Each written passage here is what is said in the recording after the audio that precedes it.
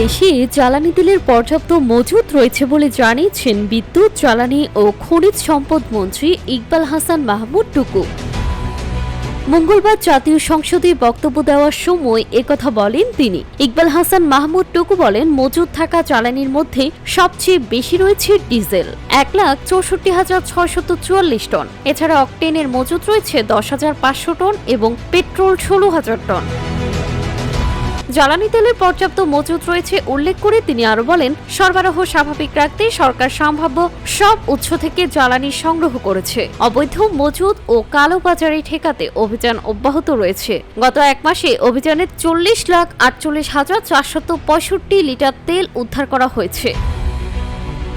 তেলের দাম বৃদ্ধি প্রসঙ্গে জ্বালানি মন্ত্রী বলেন, জ্বালানি তেলের দাম সমন্বয়ে একটি নিয়ম রয়েছে যা প্রতি মাসে পর্যালোচনা করা হয়। প্রয়োজন হলে ক্যাবিনেট বৈঠকে আলোচনা করে তেলের দাম বাড়ানো হবে কিনা সে বিষয়ে সিদ্ধান্ত নেওয়া হবে।